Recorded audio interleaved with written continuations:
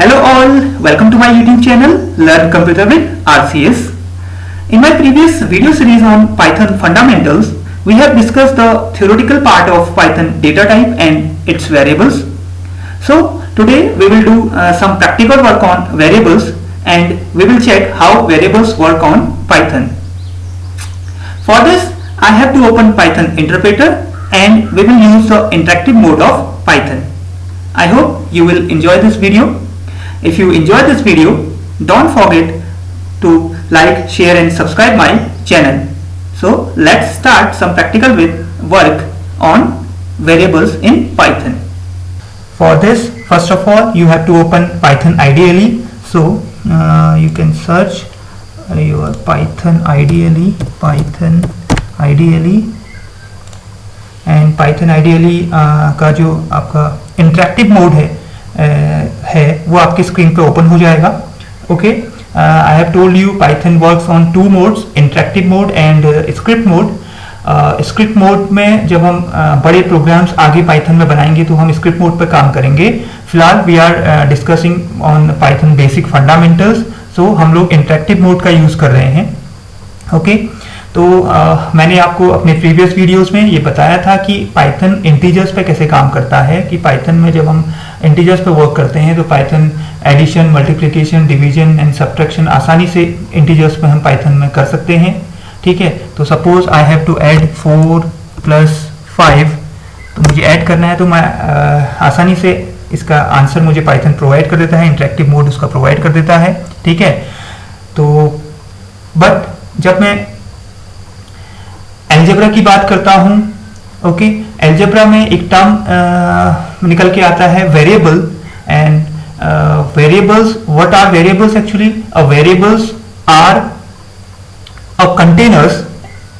ठीक है, वेरिएबल्स क्या है? एक कंटेनर है in which you can put your any type of data. Okay, तो एक कंटेनर है जहां आप कुछ डेटा को क्या कर सकते हैं, स्टोर करके रख सकते हैं. ओके, तो सिमिलरली अगर मैं बात करूं कि मैंने यहाँ पर दो इंटीजर्स को ऐड किया था, 4 और 5, और अब मैं चाह रहा हूं कि ये 4 जो मेरा एलिमेंट है, डेटा एलिमेंट है, इस डेटा एलिमेंट को मैं किसी कंटेनर में रख दूं. ठीक है, और दैट मीन्स वेरिएबल में स्टोर कर दूं. ठीक, तो पाइथन में वो कैसे करूंगा? वो मैं इस ढंग से करता हूं, इनिशियलाइजेशन स्टेटमेंट से. मैं लिखता हूं x मेरा एक वेरिएबल हो गया, equal to 4. That means x contain, now x is a container and it contains 4 data value. okay, but other language की मैं बात करूं, मैंने अपने प्रीवियस वीडियोस में आपको बताया भी है कि अदर लैंग्वेज लाइक C++, जावा में हमें वेरिएबल को पहले डिक्लेयर करना पड़ता है विद देयर डेटा टाइप. मतलब दैट मीन्स हमें ये बताना पड़ता है कि वो कंटेनर किस टाइप की वैल्यू स्टोर करेगा, देन फिर वैल्यू को उसके अंदर, कंटेनर के अंदर स्टोर किया जाता है. But in case of Python हम डायरेक्टली एक सिंगल स्टेटमेंट से कोई भी वैल्यू का कंटेनर हम बना सकते हैं सिंपली. ठीक है, वो डिपेंड करेगा कि हम कौन सी वैल्यू उसको असाइन कर रहे हैं. Suppose I am assigning a integer, so x is a container that hold a integer value. Okay, similarly अगर मैं 5 को भी किसी कंटेनर में स्टोर करना चाहता हूं तो I have make a container here y, that means variable. Simply variable हम बता रहे हैं, इसका नेम मैंने प्रोवाइड कर दिया है, वेरिएबल को एक नेम प्रोवाइड कर दिया है y, और y के अंदर स्टोर कर दिया मैंने 5, तो y = 5 मैंने स्क्रीन पे लिख दिया है. ठीक है, तो इसका मतलब अगर मैं x को प्रिंट करता हूं तो it will give me 4 and y को मैं प्रिंट करता हूं तो it will give me 5. Okay, तो एक्चुअली पाइथन में होता क्या है, पाइथन में जो डेटा एलिमेंट्स होते हैं, इन डेटा एलिमेंट्स को हम बोलते हैं जैसे लाइक 4 और 5, they are objects and the variable name are known as reference. Okay, तो इसका मतलब मैं कह सकता हूं कि जब मैंने लिखा है x = 4, तो इसका मतलब है 4 इज एन ऑब्जेक्ट. 4 क्या है? एक ऑब्जेक्ट है, और x इसको क्या कर रहा है? रेफरेंस कर रहा है. ठीक है, similarly in the second case अगर मैं बात करूं 5 इज एन ऑब्जेक्ट और y क्या कर रहा है? इसको रेफरेंस कर रहा है. ठीक है, नहीं समझ में आ रही बात? अब मैं इस कंटेनर की वैल्यू को चेंज करना चाहता हूं. We have 2 containers. मैंने एक एग्जांपल ले लिया कि कंटेनर है, तो मेरे पास 2 कंटेनर्स हैं, x और y. ठीक है, इसमें से मैं x कंटेनर की वैल्यू को चेंज करना चाह रहा हूं. x में अभी होल्ड हो रखा है 4, अब मैं इसको चेंज करना चाह रहा हूं, तो मैं क्या मैं कर सकता हूं? For this what I have to do, मैंने एक स्टेटमेंट और लिख दिया, x कंटेनर मेरा x ही था और मैंने इसके अंदर वैल्यू क्या कर दी, चेंज कर दी, x इक्वल टू 10 कर दिया। ठीक है, तो इसका मतलब क्या हुआ, now I am printing x मैं प्रिंट करता हूं तो मुझे इसने क्या प्रोवाइड कर दिया, 10 प्रोवाइड कर दिया। ठीक है, तो हुआ क्या, पाइथन के केस में क्या हुआ कि एक्चुअली मैंने अभी आपको थोड़ी देर पहले बताया था कि डेटा वैल्यूज क्या होती हैं, ऑब्जेक्ट होते हैं और वेरिएबल नेम क्या करते हैं, उनको रेफरेंस करते हैं। ओके, तो अभी पहले जो x था वो रेफरेंस कर रहा था किसको, 4 को, एक 4 ऑब्जेक्ट को, और अब वो रेफरेंस कर रहा है 10 ऑब्जेक्ट को। ओके, बात आई समझ में। तो अब 10 ऑब्जेक्ट को रेफरेंस कर रहा है, तो इसका मतलब अब x को मैं प्रिंट कराऊंगा तो वो नए ऑब्जेक्ट की वैल्यू प्रिंट करेगा, क्योंकि जिस ऑब्जेक्ट को रेफरेंस करता है उसी ऑब्जेक्ट को दैट मींस वो होल्ड करता है वो कंटेनर। ओके, इस ढंग से हम मान सकते हैं। तो अगर मैं यहां पर x प्लस वाई करना चाहूं suppose, then it will give you 15। Okay, तो एडिशन आपको इस ढंग से 15 मिल गया, क्योंकि इसने x की कौन सी वैल्यू ऐड करी, इसमें 10 वैल्यू ऐड करी। ठीक है, और अगर मैं पहले इनको ऐड करता, x प्लस वाई करता, तो इट विल गिव यू 9, तो आपको 9 प्रोवाइड करता। ओके, तो इस ढंग से हम रेफरेंस को क्या कर सकते हैं, चेंज कर सकते हैं। ठीक है, उससे क्या होगा कि जो आपका वेरिएबल है वो डिफरेंट ऑब्जेक्ट को क्या करने लग जाएगा, रेफरेंस करने लग जाएगा। दैट मींस एक तरह से हम ये भी कह सकते हैं कि वो कंटेनर अब नई वैल्यू को होल्ड करेगा। तो वेरिएबल के केस में ये होता है, इंटीजर्स को जब हम इसमें होल्ड कराते हैं। Suppose you want to hold the floating type value, decimal float value को आप होल्ड कराना चाह रहे हैं, तो आप लिख सकते हैं x equal to 4.5। Now x ने होल्ड कर दिया है, मैं प्रिंट कराऊंगा तो x ने होल्ड कर दिया है 4.5 को। That means x is now referencing a new object 4.5, एक नए ऑब्जेक्ट को रेफरेंस कर रहा है 4.5। अगर मैं अब इनमें एडिशन करता हूं x प्लस वाई, तो मुझे क्या मिलेगा, 9.5 मिलेगा, क्योंकि x की कौन सी वैल्यू ऐड होगी, 4.5। जो नए ऑब्जेक्ट को, जो अभी अपने लेटेस्ट ऑब्जेक्ट को उसने रेफरेंस किया है, उसकी वैल्यू को वो क्या कर देगा, आपके y के साथ क्या कर देगा, ऐड कर देगा। ओके, आई होप आपको ये समझ में आ रहा होगा कि मैं आपको क्या बताना चाह रहा हूं। तो ये था इंटीजर्स पे कैसे आपका वेरिएबल्स पे, इंटीजर वेरिएबल्स पे आपका पाइथन कैसे वर्क करता है। ठीक है, अब हम बात कर लेते हैं क्या हम कोई स्ट्रिंग वेरिएबल भी इसी तरह डिक्लेयर कर सकते हैं। ठीक है, तो स्ट्रिंग वेरिएबल्स, आप स्ट्रिंग जान रहे हैं, स्ट्रिंग क्या है, string is a sequence of character. ठीक है, सपोज मैं कोई मेरा नेम है, my name is also a string, तो मैं उसको होल्ड कराना चाहता हूं किसी कंटेनर में। ठीक है, किसी कंटेनर में उसको होल्ड कराना चाहता हूं, तो मैंने एक कंटेनर बना लिया, कंटेनर का नेम मैंने नेम ही रखा, अभी नेम इक्वल टू मैंने लिख लिया रमेश। ओके,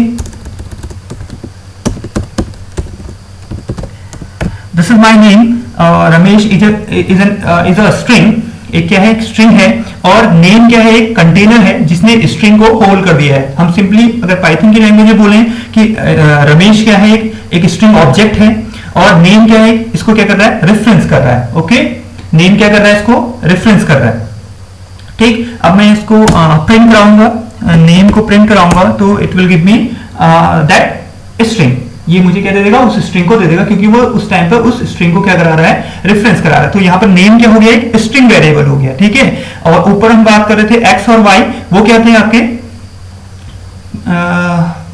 इंटीजर वेरिएबल्स थे। ठीक है, तो यहां डिपेंड करता है, अगर मैं सपोज x की बात करूं, सपोज मैं x, अभी मैंने x और y लिए थे, तो अब मैं x के अंदर क्या, क्योंकि x अभी कंटेन कर रहा था आपके इंटीजर्स वैल्यूज को रेफरेंस कर रहा था, इंटीजर ऑब्जेक्ट्स को रेफरेंस कर रहा था, क्या वो स्ट्रिंग को रेफरेंस कर सकता है। तो मैं इसके अंदर भी अगर मैं लिखूं x इक्वल टू, मैंने नेम स्ट्रिंग स्टोर कर दिया। ठीक है, तो now I am printing x here, तो x अब किसको पॉइंट कर रहा है, एक स्ट्रिंग को पॉइंट कर रहा है। ओके, x किसको पॉइंट कर रहा है, एक स्ट्रिंग को पॉइंट कर रहा है। नाउ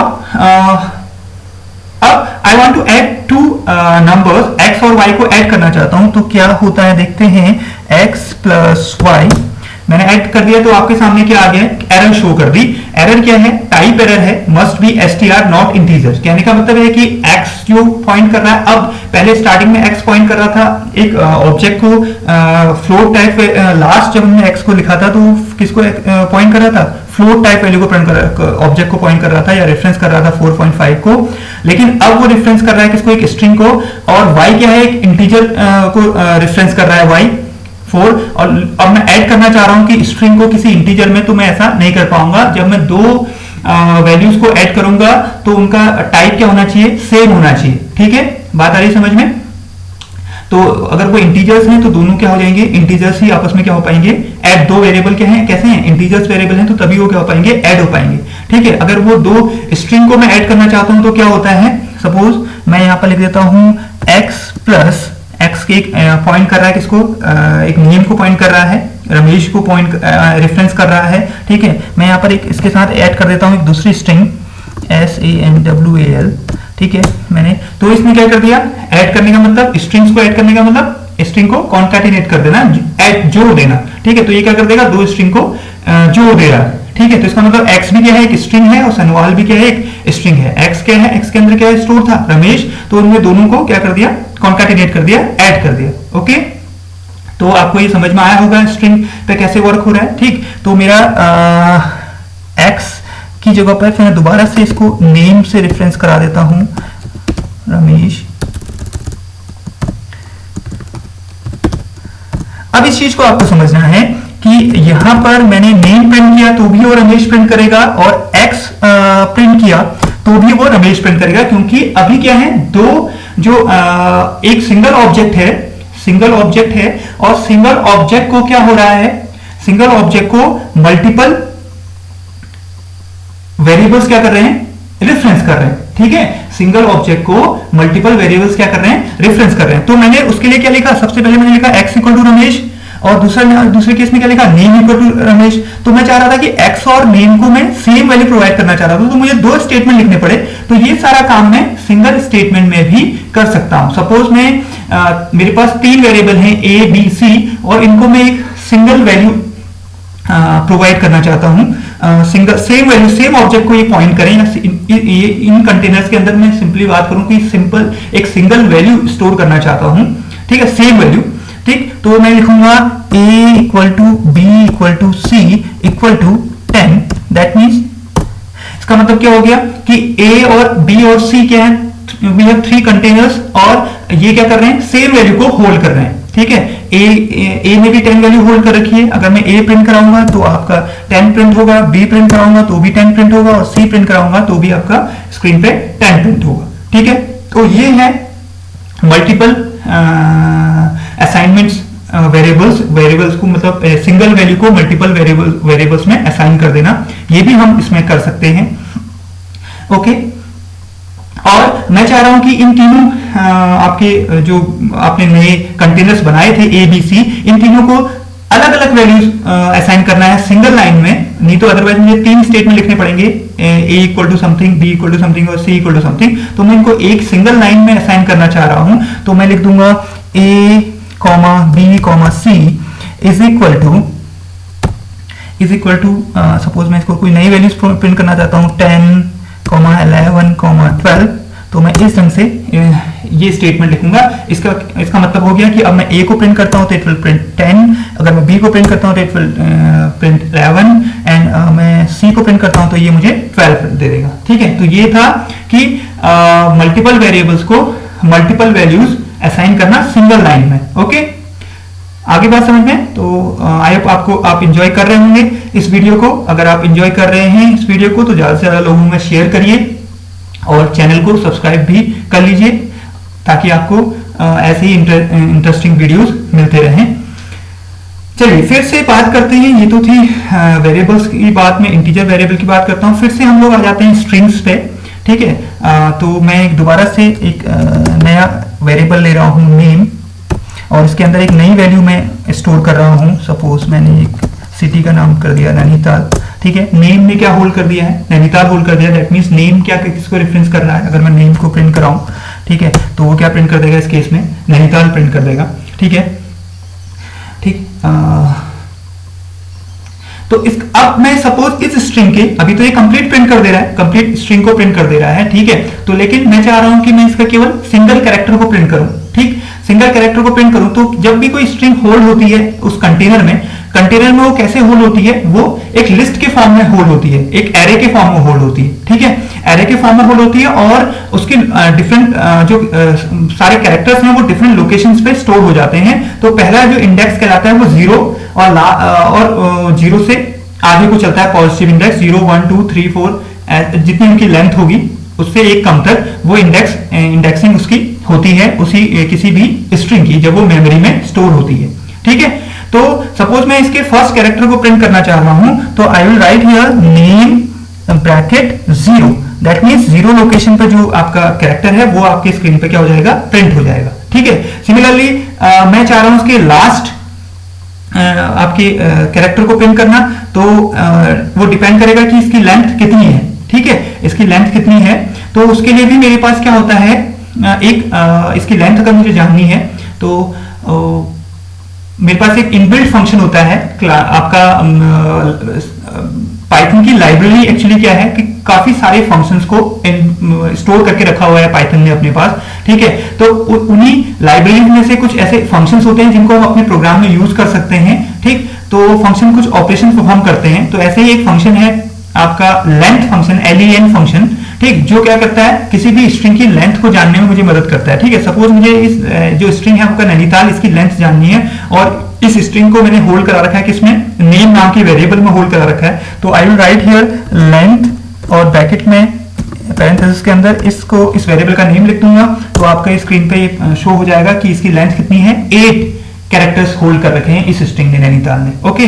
तो मुझे जानना था, मुझे प्रिंट करना था आपका लास्ट कैरेक्टर, इसका लास्ट कैरेक्टर प्रिंट करना था, तो मैं लिख दूंगा नेम 7, क्योंकि लास्ट कैरेक्टर क्या होगा 7 इंडेक्स पे स्टोर होगा, ठीक है। नेम 7 प्रिंट किया तो उसने L प्रिंट कर दिया, ओके। इसी तरह आप मिडिल के भी कैरेक्टर्स को क्या कर सकते हैं, प्रिंट कर सकते हैं, ठीक है। अब मैं चाह रहा हूं कि मुझे इसके फर्स्ट 3 कैरेक्टर्स को प्रिंट करना है, ठीक है, फर्स्ट 3 कैरेक्टर्स को प्रिंट करना है। तो I will write here name bracket, मैं यहाँ पर स्टार्ट वैल्यू और एंड वैल्यू दोनों दूंगा, ठीक है। तो फर्स्ट स्टार्ट वैल्यू क्या है मेरी 0, क्योंकि मुझे फर्स्ट कैरेक्टर को प्रिंट करना है तो 0 इंडेक्स पे स्टोर है, और लास्ट वैल्यू मेरी जो थर्ड कैरेक्टर है वो कहां पर स्टोर है, 2 इंडेक्स पे स्टोर है। तो मैं यहाँ पर लास्ट वैल्यू दूंगा 3, एक्चुअली वो क्या करता है एक कम वैल्यू तक प्रिंट करता है। तो 0 कॉमा नहीं, यहाँ पर मैं यूज करूंगा अलग पंक्चुएटर, कॉलन पंक्चुएटर का यूज करूंगा, ठीक है। ये पंक्चुएटर भी मैंने आपको समझाए हुए हैं, ठीक। तो सारे पंक्चुएटर्स आपके यूज हो रहे हैं अभी प्रोग्राम में।